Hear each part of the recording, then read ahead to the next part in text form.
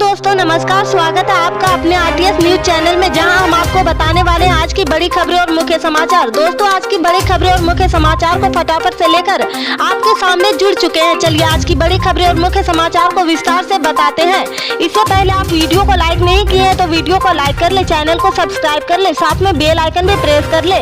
तो चलिए बढ़ते हैं खबरों की ओर। आपको बता दें कि समाजवादी पार्टी के संरक्षक और उत्तर प्रदेश के पूर्व मुख्यमंत्री मुलायम सिंह यादव का सोमवार को निधन हो गया। 82 साल के मुलायम का गुरुग्राम के मंदाता हॉस्पिटल में 50 दिन से इलाज चल रहा था। यूरिन और बीपी की प्रॉब्लम बढ़ने के बाद 2 अक्टूबर को उन्हें आईसीयू में शिफ्ट किया गया था। इसके बाद उनकी हालत बिगड़ती गई है। मुलायम के निधन पर उत्तर प्रदेश में 3 दिन और बिहार में 1 दिन के राजकीय शोक का ऐलान किया गया है। अंतिम संस्कार के लिए मुलायम की पार्थिव देह सिपाही ले जाई जा रही, शाम 5 बजे तक पहुंच जाएगी। मंगलवार दोपहर 3 बजे राज्य के सम्मान के साथ उनका अंतिम संस्कार किया जाएगा। इस बीच सीएम योगी आज शाम सिपाही पहुंचेंगे और मुलायम सिंह यादव को श्रद्धांजलि देंगे। अंतिम संस्कार में रक्षा मंत्री राजनाथ सिंह और यूपी के मुख्यमंत्री योगी आदित्यनाथ भी मौजूद रहेंगे। रक्षा मंत्री राजनाथ सिंह और गृह मंत्री अमित शाह सोमवार को श्रद्धांजलि देने के लिए मंदाता भी पहुंचे थे। राष्ट्रीय द्रौपदी मुर्मू और राजद चीफ लालू यादव समेत सभी बड़े नेताओं ने यूपी के पूर्व मुख्यमंत्री और देश के रक्षा मंत्री रह चुके मुलायम को श्रद्धांजलि दी है। भारत जोड़ो यात्रा ने 3 राज्यों में अपनी 1 महीने की यात्रा पूरी कर चुकी है। इस दौरान जिसमें 728 किलोमीटर की दूरी तय की गई है। राहुल गांधी के नेतृत्व वाली यात्रा 1 महीने में कैसे आगे बढ़ी, इस पर विचार करने के लिए भव्य पुरानी पार्टी ने ट्विटर का सहारा लिया है। कांग्रेस ने ट्वीट्स की एक श्रृंखला में कहा कि पूर्व पार्टी प्रमुख ने भारत को एकजुट करने का पहला आह्वान किया है जब उन्होंने 7 सितंबर को तमिलनाडु के कन्याकुमारी से यात्रा शुरू की थी। पार्टी ने ऊपर से यात्रा के कई वीडियो भी साझा किए थे।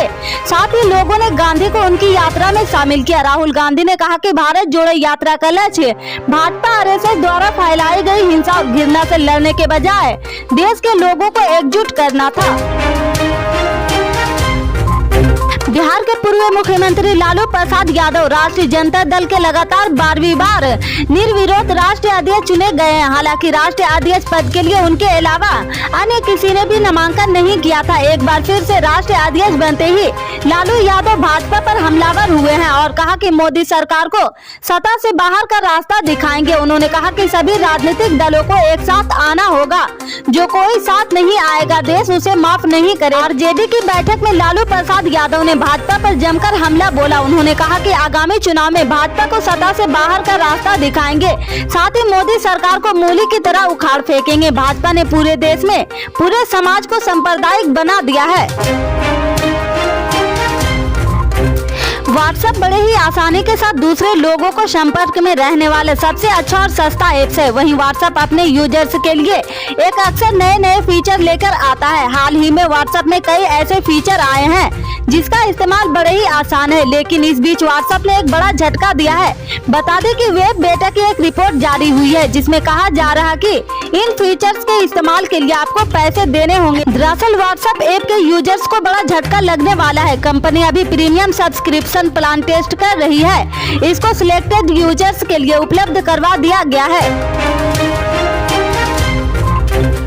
भाजपा सांसद परवेज साहिब सिंह वर्मा के विवादित बयान पर एक बार फिर हंगामा हो गया। उत्तर पूर्वी दिल्ली के दिलशाद गार्डन में एक सार्वजनिक कार्यक्रम में वर्मा ने अपने समर्थकों को संबोधित करते हुए एक सामुदायिक विशेष के पूर्ण बहिष्कार का आह्वान कर दिया। उन्होंने वहां खड़े लोगों से नारे भी लगवाए हैं।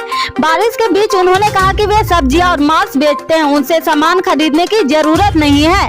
हमें एमसीडी से कहना चाहिए कि अगर उनके पास लाइसेंस नहीं है तो उन्हें बंद करवा दिया जाए। भाजपा सांसद ने भीड़ की ओर इशारा करते हुए कहा कि यदि उन्हें आप सीधा करना चाहते तो एकमात्र इलाज पूर्ण बहिष्कार है। यदि आप सहमत है तो अपने हाथ उठाएं। सांसद के ऐसा कहते ही वहां मौजूद सभी लोगों ने हाथ खड़े कर दिए। इस मामले पर द इंडियन एक्सप्रेस ने सांसद से बात की तो उन्होंने कहा कि मैंने किसी भी धार्मिक समुदाय का नाम नहीं लिया है। मैंने जो कहा वह यह था कि जिन परिवारों के सदस्य इस तरह की हत्याओं का अंजाम देते हैं उनका बहिष्कार किया जाना चाहिए।